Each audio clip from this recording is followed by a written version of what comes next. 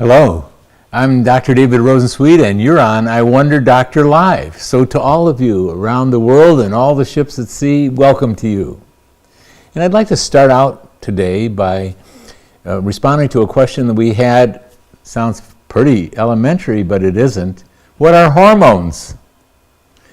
And it's an excellent question because they're so important to our health, and they're powerful internal chemicals in our body. And they serve so many daily functions. Just walking, talking, breathing, being alert, alive, and feeling good, that's their main function. Now, they have a secondary function that if there is a stressful situation, like let's say a saber-toothed tiger runs into this studio right now, I got to be ready to fight or flee. And oh my goodness, these chemicals, these hormones that are produced within our body from different places, a whole bunch of them pour into our blood circulation, and oh, are they having some power. They can make our heart beat faster and stronger. They can make us think clearer. They can make our muscles so strong. Well, my goodness, from these hormones that are produced in our body, moms have been known to lift up cars that had someone trapped underneath it. So saber-toothed tiger, no problem. We have hormones that can serve a secondary function and mobilize for fight or flight. We have many different locations where these are produced. They're called glands, and the main empowering gland is the adrenal gland. It produces adrenaline, it produces a hormone called cortisol, and also others, DHEA and testosterone, and it's a main mobilizer, but they're secondary mobilizers. For example, for women, we often think of estrogen and progesterone and testosterone. Testosterone, yes, that's produced in the female ovary. Those are hormones. We think of those as primarily relating to female functions. And indeed they do. But they also make us think clearly, sleep well, make women think clearly, sleep well, protects the arteries, protects the bones. They've got a lot of deeper functions. And then lo and behold, if there's a fight or flight situation, the female hormones will be redirected, not down the female pathway. That's sort of a luxury, so to speak. When there's a saber-toothed tiger in the room, they get directed down the stress pathway, and they function really well to assist in the big-time mobilization that stress can present.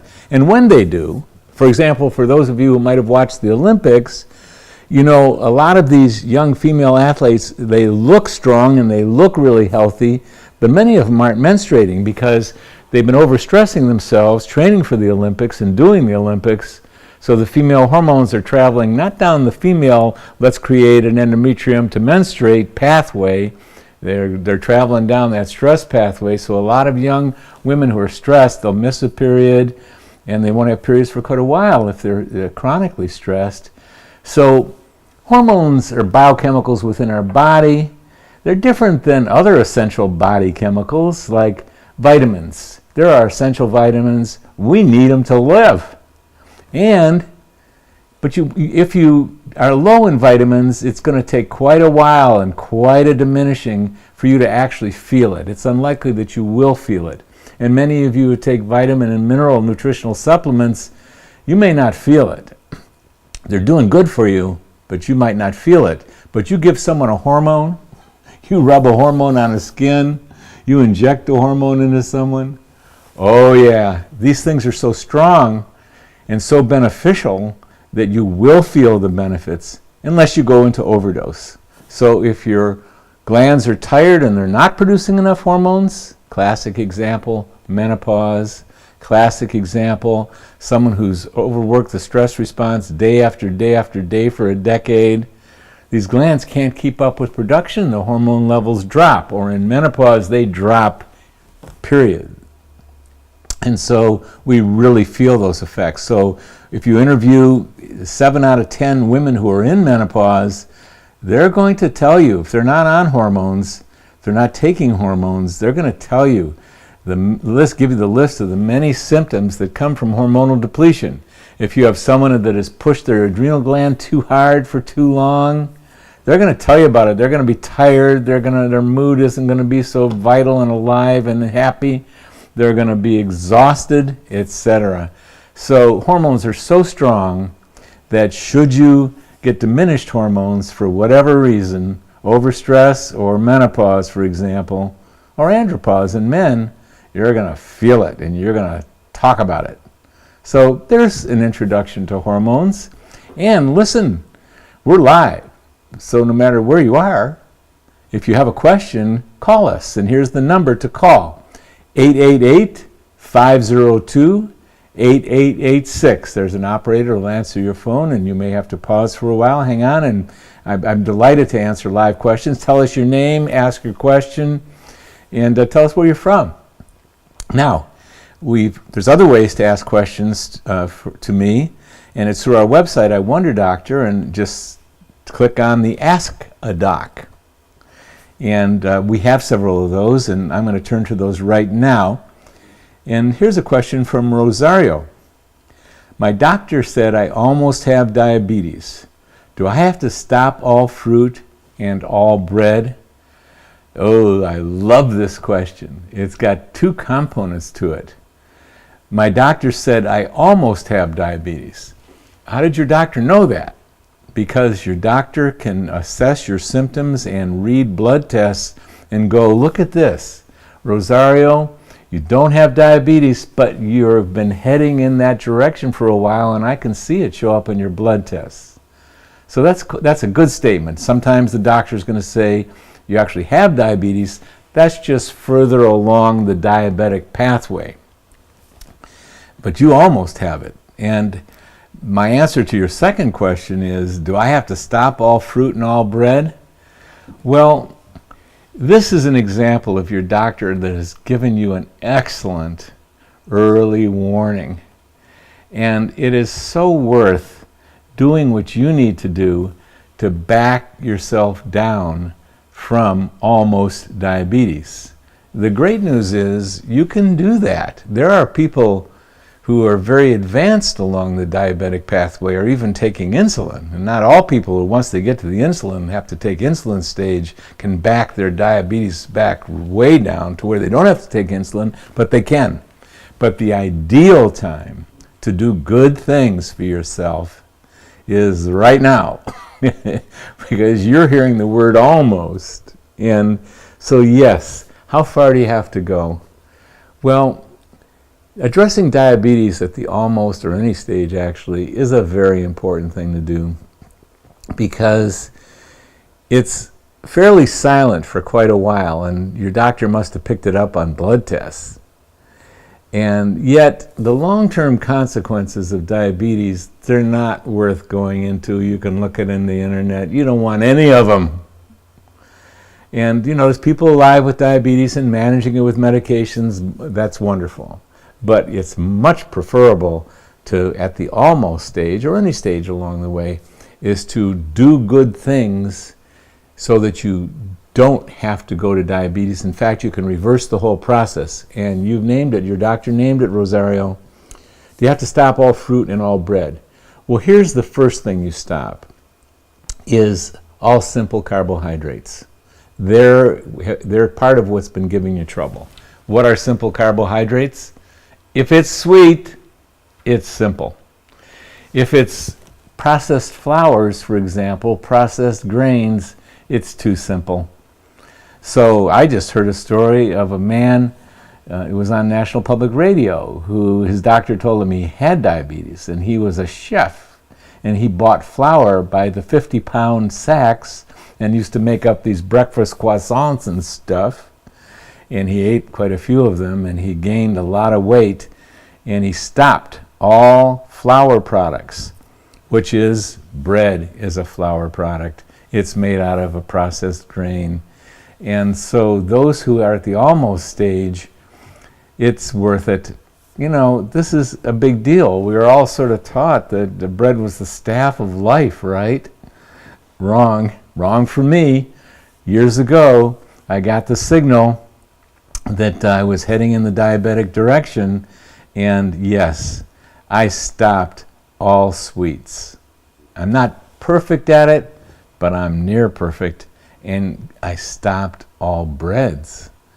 And I stopped all pastries. Oh my God, and ice cream. I mean, here's a simple thing. If it's sweet, it's too simple. That's what challenges your diabetic production system there, the glucose insulin system. It's the simple carbohydrates. So my best recommendation is stop everything that could be provoking the possibility of diabetes. Stop all sweets, stop all simple carbohydrates. Breads are in there. How about fruits? Well, initially I pretty much stopped all sweet fruits, and I left myself an opening for green apples that aren't very sweet, because fruits can have great benefit. Nowadays I've backed my diabetes down. I didn't have diabetes, I had almost, but I backed it down enough that I brought back in blueberries, I brought back in occasional strawberries, and my favorite, green apples, absolutely. So yes, Rosario, it's a lot to swallow, right? Stop all sweets, all fruit, and all bread, but I tell you, it's worth it. And then, do I miss it? No, because when my pantry is clean, when my refrigerator is clean, I don't really miss it. So there's more to diabetes, and of course on I Wonder Doctor there's a whole series of videos devoted to diabetes. iWonderDoctor.com. Perhaps you've seen some of those videos. Sign into the weekly school, and I recommend that you watch every one of those. And you can also sign into the weekly school on weight, because simple carbohydrates are going to make you ultimately gain excessive weight, and that's another way to prevent diabetes. Good luck, Rosario. It's a noble cause, and you and your doctor have come up with a good idea there. All right, here's a question from Diana. Do you have to get hormones? And Diana, you must have just called in, so bravo. And do you have to get hormone replacements when one is removed? And I'm assuming what you're implying is removed is an ovary. And, well, it depends on how old you are, and if you can call back in and tell the operator how old you are and how much you weigh, I can give you a little more clues on whether you're still having periods. When you have insufficient female hormones, as can happen with the loss of one ovary, sometimes the ovary that remains can do a really good job of producing sufficient hormones. And you don't have to be concerned about it until your periods slow down, your periods stop, or you start getting symptoms. So in I Wonder Doctor, under the category called menopause, and in our website devoted to training doctors, and also a book I've written on menopause, the training doctors one is menopausemethod.com. I go into very significant detail so that a woman can pretty much tell whether or not she's got too little hormones. And one ovary will either produce enough hormones or not quite enough, or insufficient hormones. And the good news is most women can tell just by the symptoms of insufficient hormones. So go into I Wonder Doctor under menopause, go into Menopause Method, and even look at my book, Happy Healthy Hormones, and you'll get a lot of detail. It's worth it. It's worth learning really early on. One of the first things that can happen, even with a woman who has two ovaries, is she can start getting declining progesterone even in her 30s. And I just encourage you so much, women, to pick up on that. So Diana, look up the symptoms of progesterone insufficiency, which can be breast tenderness that came out of the blue. It can be you're not sleeping as well, you don't feel as peaceful and quiet inside. Progesterone's the big calmer. You're starting to get uterine cramps. You're starting to get PMS when you didn't have it for 10 years. Those are some symptoms of declining progesterone, because that's usually the first one to go in the ovaries. Not necessarily lose it, because if you still ovulate from that one ovary, you are going to produce sufficient progesterone. Yet you want to be able to pick up on lowered progesterone. And oh my goodness, you can get over the counter-progesterone creams that when the progesterone deficiency is mild, you can apply those creams to your hand, or my favorite is the organic oils, and I describe that in my book, Happy Healthy Hormones. You can find that on that famous online seller that delivers to you in prime time. For example, you'll find Happy Healthy Hormones. And why am I pausing and getting that specific? Because with one ovary, the traditional communication to women is, oh, you're fine, it'll produce everything. But that's not my communication. My communication is caution, assess whether you are getting symptoms of insufficient hormones, and if you are, reach out to some trained medical professional that is well schooled in hormones, in bioidentical hormones, in bioidentical transdermal hormones. Find that person. And on menopausemethod.com, on iwonderdoctor.com, we have a special team member that helps women find someone who's really excellently trained. So between the book, Happy Healthy Hormones, and being able to detect when you're getting a little bit of decline, and being able to connect with someone who's really skilled at this. And why I wrote the book is the more the woman knows, the more you know, Diana, the better you're going to be able to equip to handle hormone decline. And, oh yes, you'll live through hormone decline. Losing 2 ovaries, women live. This is not a life-threatening condition, but in the long run, the benefits are phenomenal, and the risks in being treated properly with bioidentical hormones are less for things like less risk for breast cancer, less risk for a heart attack than women who are untreated. So we know what the traditional, what scared the female population, but further studies have shown that, oh my God, you wind up with less risk for those, and then the benefits are extraordinary, especially in the long run. So it's great that you're asking this question now, because I'm assuming you still are menstruating, and because now is the time to address it. Because for those of us, I'm certainly one of them, and you might be one of them too. I bet you are, because you wouldn't tune into I Wonder Doctor unless you had some major interest in your health. It's great to get skilled and on the right track with hormones, and the earlier the better. So good luck to you, Diana. It's a great thing to do, is to get skilled at hormones. And you've got the clue. 1 ovary's been removed. Get on the path of learning about ovarian hormones, learning about the right way to deal with them. Happy Healthy Hormones, and our website, menopausemethod.com, and also our I Wonder Doctor videos on menopause will get you there. Thanks for asking, Diana. And here's a question that was emailed to us from Ann. My husband has learned that he has high cholesterol.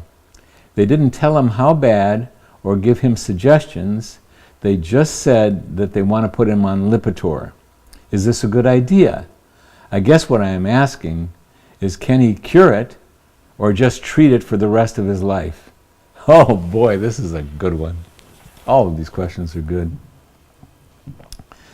There are unique situations where I break with what's commonly been put out there around high cholesterol, and I do not recommend these cholesterol-lowering drugs. For one thing, they've got issues associated with them, and for another thing, they're not addressing the cause. So we have 2 series there. One is on high blood pressure, and that's the main one, actually, that deals with coronary artery disease, really, arteriosclerosis, because when you think of cholesterol, what's the problem? Cholesterol is a natural substance. We have to have enough of it. If we don't have enough cholesterol, there's a big problem. If someone takes a cholesterol-lowering drug and it lowers it too low, that's a big problem. We want to get that cholesterol right. And what the association is that developed long ago is, if someone has high cholesterol, is there a relationship to coronary artery disease, arteriosclerosis, or high blood pressure, hardening in the arteries, high blood pressure, or stroke? Well, the link is not really hard and fast. Cholesterol can be a warning that you may have arteriosclerosis, but there's lots of people who have had high cholesterol their whole life and they're doing fine. They never had a heart attack or stroke. And there's a lot of people who had heart attacks or stroke and had low cholesterol. So as soon as that started being discovered, this field, the investigations have just gotten deeper and deeper and deeper. And really, what we want to get to the bottom line is, are you getting hardening of the arteries, which can be a precursor to stroke and heart attack and other things as well. Well, there are so many causes to hardening the arteries that we want to break down the many, many, many, many causes and make sure you're not doing them. Let me give you a few examples, and then I encourage you to start with our high blood pressure series. But the main thing I would do for your husband is arteriosclerosis has a lot to do with injuring an artery. It starts with inflammation in an artery, and the cholesterol is like a Band-Aid. It's the body's natural response to repair inflammation in an artery. What? Yes, that's how it works. So a more core question and a more basic question is that artery getting injured? Well, here's some things we know injure arteries. High insulin. And whenever someone thinks of diabetes, they think of low insulin. But that's only for a certain type of early onset diabetes that used to be called juvenile diabetes. Adult onset diabetes that there's an epidemic of in the United States and now occurring in many places in the civilized world, the first world, or whatever we want to call it. There's this epidemic of adult onset diabetes. And what happened there? Well, just mechanically, in the first phases of adult onset diabetes, the insulin levels in the blood go higher. Oh my goodness gracious, higher? Yeah, because the insulin isn't working as well. Because a person's body has gotten resistant to their own insulin because the levels are too high. So we know that insulin will injure an artery at high levels. That's why you hear that diabetics, they have far more problem with arteriosclerosis and heart risk and stroke risk because there's been injury to their arteries, because if they have an adult onset diabetes, their insulin has been too high for too long. So, moral of the story, and this is a big one, and this is my suggestion for your husband and for you, of course, is try and discover what problems he has at this core level. And again, our series on diabetes and our series on hypertension are going to help you out here because I go into the details of it in I Wonder Doctor. So just subscribe to the weekly school. But one of the main causes of injury to arteries is, once again, excessive amount of simple carbohydrates. The American diet, for example, is loaded with simple carbohydrates. If it's sweet, it's simple. If it's processed flours, it's too simple. So the donuts, the bread, even the sweet fruits, especially the Coca-Colas and the Pepsi-Colas and all the soft drinks, I should, for the sake of completeness, list every single soft drink that has between 6 and 8 teaspoons per bottle of sugar in it, or sugar substitute in it. These are the real culprits. This is why there's so much overweight in the United States. This is why there's so much diabetes. It's just a tremendous amount of simple carbohydrates that our ancestors never had access to. So diabetes was rather rare in our ancestors. Now it's epidemic. So I want to go to the big stuff, and that's why I encourage you to go to the Diabetes I Wonder Doctor video series, weekly school, and the hypertension, because that's where we go into it. So you want to look at what are the causes. And one thing that drives high cholesterol is excessive simple carbohydrates. So how committed, how courageous, how brave, how willing, how committed. Commitment is whatever it takes to get the job done. Is your husband willing to do to take away the true risks to arteries? Hypertension is another one. That is a true risk in the long term. Someone who has sustained hypertension, high blood pressure, the classic example is 7 years, and a lot of people don't even know that they have elevated blood pressure. That's a risk to the arteries, because that's what you're trying to get down to. High cholesterol used to be thought as a possible signal that the arteries were getting injured, and that puts you at coronary risk and stroke risk. But now we know so much more about it. And so I want to give you a few things in the live segment. You can email me again, you can call in, and we can elaborate more on it. But we care about this a lot, and we go into this into the I Wonder Doctor Weekly School, diabetes, and also the Weekly School on high blood pressure. So that's where I would start. And if he does go on Lipitor, make sure that he supplements with coenzyme Q10, otherwise known as CoQ10, because that can offset some of the most challenging side effects of these cholesterol-lowering drugs.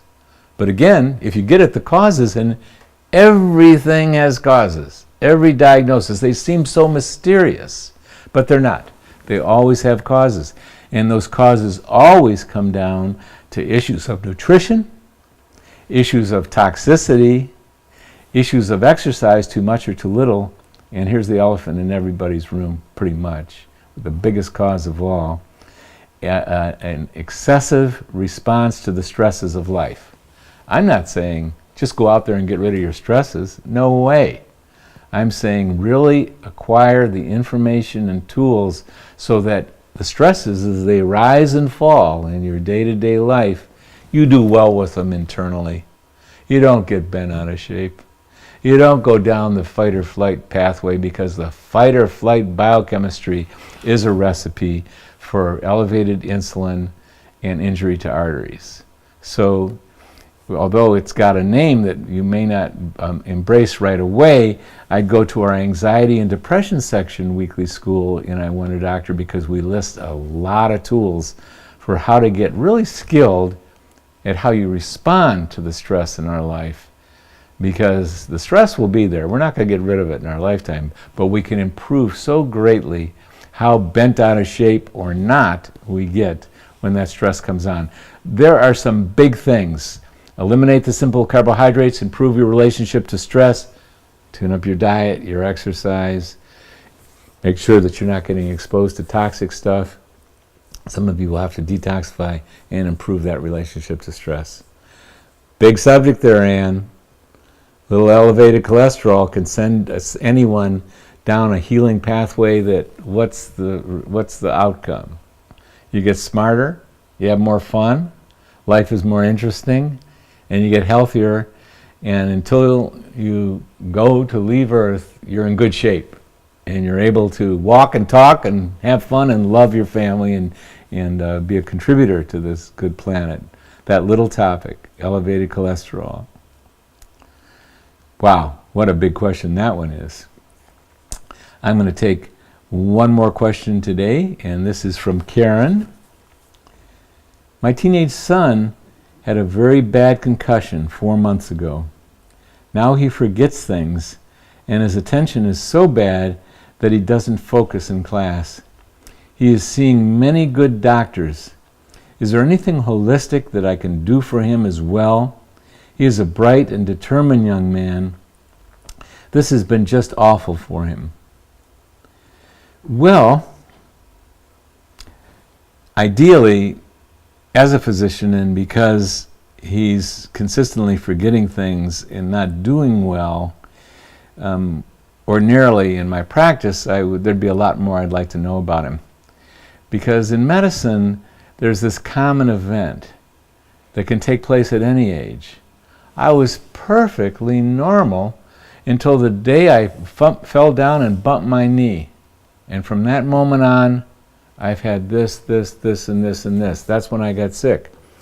And I'm not saying that this is what happened to your son, but sometimes this can mark the turning point. And, you know, a bad concussion, that's a real blow. That's a real blow to the brain. And these are where I would want to know more details. And one thing I'm assuming is that because he has seen many good doctors, the best thing that you can hear from these doctors is, gosh, we don't know. We've done all these tests. We've done an MRI or a CAT scan or some other sophisticated tests, and we can't find a thing. Now, oddly enough, that's the best thing that you can hear from a good doctor.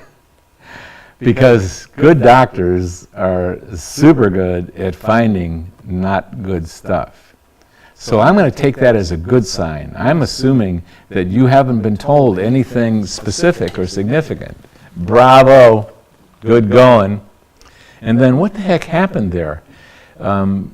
Because if he has diminished cognitive function, there would be a lot of things I'd like to investigate specifically. And one of them is, what's his nutritional status? Is he really augmenting nutritional supplements? I mean, this would be a time, just in general, is you'd want to make sure that the not good stuff is out of his diet to the best you can control the teenager, because you want to support his natural healing mechanisms. Sometimes injuries just do take time. One thing I pay attention to as a physician is, even though the recovery seems slow, is it occurring? Or is he just stagnant? Or is he declining? In a declining situation, I would want to turn this over to an expert neurologist. There's a lot of things that you can check, but I would want those things checked. Same with a stagnant situation. If he's just not improving one iota, I would still want to keep going. You keep bringing him back to the physicians, because you get a physician who's really interested, and they're the ones that find what the heck is still going on there, because very often it can be fine, and there's layers of subtlety, where there's the first round of testing that includes the MRIs or the CAT scans and some blood tests. Then there's the second round, when everything looks good on the first round, so I could think of a lot of secondary blood tests. And I'd like you to email me or call this question in again, or call us live next week, because there's more that I need to know to get clues what the heck is going on here. So I know, Karen, this is a significant thing, and my goodness, you're your son's mother. You're on the case. This is a big deal, and I'm not giving you a satisfactory answer. I would want to know more, and I invite you to email me through I Wonder Doctor, Ask the Doc. I want more information about what testing was done, and more details about your son, and whether he's on a slow improvement, and what his diet is like, what his exercise is like, and how much it scared him. Because if he's still running the stress response, this is going to interfere and cause his recovery to be slower. And inadequate answer. As a physician, I need more details about exactly what's done, exactly what's going on. And I do say healing is possible. People have gotten surprised, and sometimes it takes longer, and I know 4 months is a long time. So I invite you to call us in live next week at 888-502-8886, or send me an email through Ask the Doc and give me a lot more details. Even fax in his MRI, the results and stuff, because I need another level of clues about your son, another level of details. But stay on the case. There's many mothers, there's many human beings who have faced a tough situation that is of great concern, and they keep on it, and lo and behold, something turns up. You're on the hunt, keep it going. Sorry I can't be more helpful or specific at this time around your son, and best wishes to your son. Oh my goodness, matters so much. Well, this is our time for this week at I Wonder Doctor Live, and best wishes to you. Next week we are going to begin with a segment that's going to follow the live program at 2 o'clock, because last week Walter called in and he had issues of emotions and mind and life and stress. And so we're going to have a special hour that follows the 1 o'clock Thursday hour, Eastern Standard Time, devoted to the emotions, mind, stress, life. It's I Wonder Doctor Live. I'm Dr. David Rosensweet. It's an honor and a pleasure to be with you.